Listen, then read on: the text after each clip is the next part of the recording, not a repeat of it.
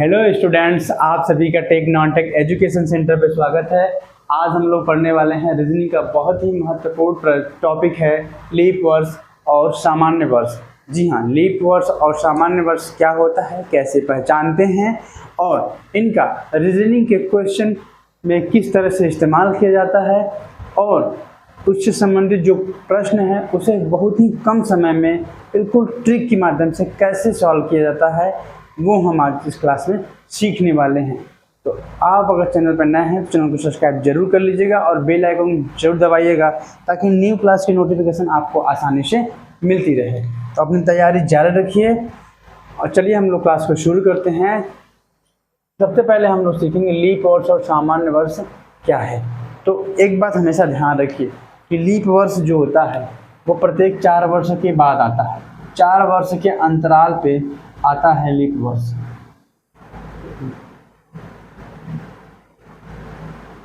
Leap वर्ष, ठीक है, नोट करते जाइएगा। दूसरा चीज, लीप वर्ष के बारे में हम लोग पढ़ रहे हैं, क्या समझ रहे हैं, लीप वर्ष, ठीक है। लीप वर्ष समझ लेंगे, उसके बाद हम लोग चलेंगे प्रश्न को सॉल्व करेंगे। तो 4 वर्ष के अंतराल पे आता है। दूसरा 366 दिन होते हैं। लीप वर्ष में कितने दिन होते हैं, 366 दिन। तीसरा चीज़ है कि फरवरी महीने का जो दिन होता है वो कितने का होता है, 29 दिन का होता है। फरवरी महीने का कितने का दिन होता है, 29 दिन का होता है और इसी 29 की वजह से होता है 366 दिन। इतना समझ में आ गया। दूसरा क्या है आपका, सामान्य वर्ष। दूसरा चीज़ क्या है आपका, सामान्य वर्ष। तो सामान्य वर्ष में जो है ये इसमें 365 दिन होते हैं। कितने होते हैं, 365 दिन इसमें होते हैं और इसमें जो फरवरी का महीना होता है, फरवरी, वो कितने का होता है, 28 दिन का होता है। कितने दिन का होता है, 28 दिन का होता है, ठीक है। इतना क्लियर। अब मैं आपको बताऊंगा कि लीप वर्ष पहचानते कैसे हैं, ठीक है। तो लीप वर्ष कैसे पहचानते हैं, तो पहचान क्या है ये नोट कर लीजिए कि पहचान कैसे करते हैं।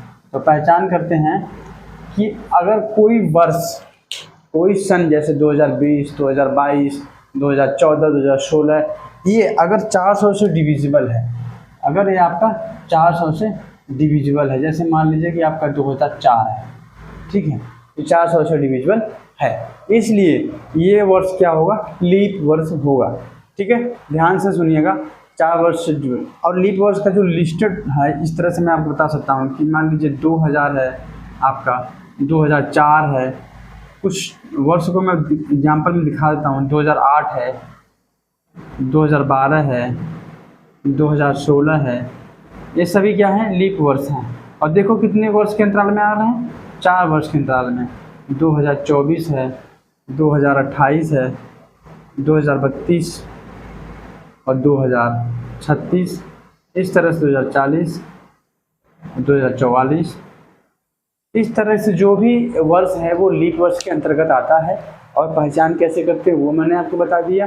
तो ये है लीप वर्ष। लीप वर्ष में 366 दिन, फरवरी का महीना आपका 29 दिन का है। नेक्स्ट जो है सामान्य वर्ष, इसके अलावा जितने वर्ष हैं वो सामान्य वर्ष होते हैं। सामान्य वर्ष में 365 दिन और 28 दिन का फरवरी होता है। आपको इतना समझ में आ गया होगा और क्लास अच्छी लगी तो क्लास को लाइक ज़रूर करिएगा और हाँ, चैनल पर नए हैं सब्सक्राइब करिएगा।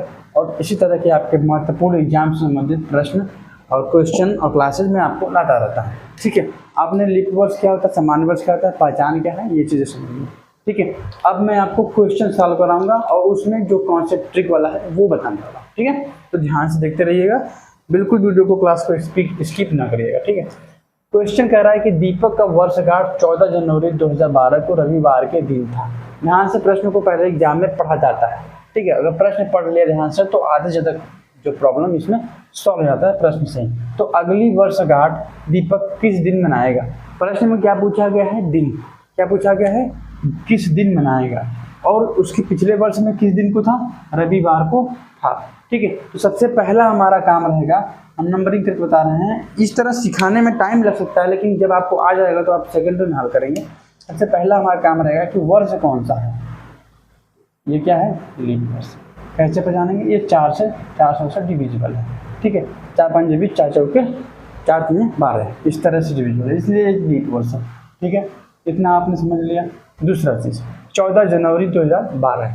अगर प्रश्न में लीप वर्ष दिया है, अब मैं कॉन्सेप्ट समझाने जा रहा हूँ, कॉन्सेप्ट नोट करते जाइएगा। कॉन्सेप्ट अगर आपने क्लियर कर लिया, बिल्कुल कंफ्यूजन मत रखिएगा, कंफ्यूजन नहीं रखना है आपको, बिल्कुल ध्यान से। कि अगर मैं पूरा नेट लिखा दूंगा, पूरा लिखाता हूँ, ठीक है, लिखते जाइए आप। अगर प्रश्न में लीप वर्ष दिया हो तथा अगले वर्ष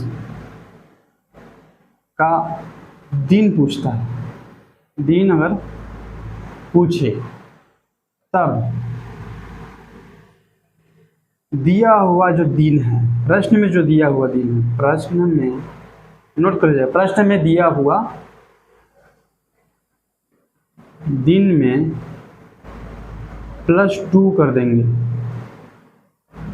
+2 करेंगे मतलब इसका मतलब है कि +2 करने का मतलब जो दिन अगर रविवार है तो 2 जोड़ेंगे, यानी कि रविवार के बाद सोमवार और मंगलवार, यानी कि कौन सा दिन होगा, मंगलवार।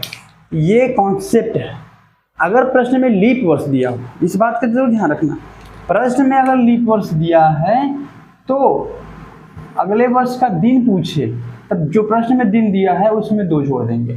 Concept clear? इस तरह से हम क्वेश्चन को कैसे सॉल्व करेंगे। तो प्रश्न में जो दिया है दिन वो 14 जनवरी 2012, आपने पता कर लिया कि ये क्या है, लीप वर्ष है। तो लीप वर्ष है, लेकिन क्या दिया है, दिन क्या दिया है, रविवार। तो रविवार में कितना जोड़ देंगे अगले के लिए, यानी कि 14 जनवरी।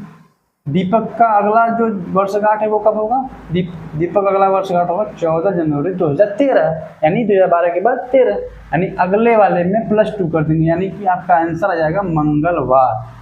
क्या आ जाएगा, मंगलवार। +2 करने का मतलब रविवार के बाद सोमवार और मंगलवार। इस तरह से आपका आंसर हो जाएगा मंगलवार। ठीक है, ध्यान से समझ लीजिएगा। ठीक है, अब आपको मैं कॉन्सेप्ट बताने जा रहा हूँ। नेक्स्ट क्वेश्चन जो इसी टाइप का क्वेश्चन है, यदि ज्योति का जन्मदिन 2 फरवरी 2005 को है, ध्यानपूर्वक पढ़िए, और किस दिन पड़ता है, शुक्रवार के दिन। नोट करते जाइएगा, शुक्रवार के दिन है 2005, नोट करते।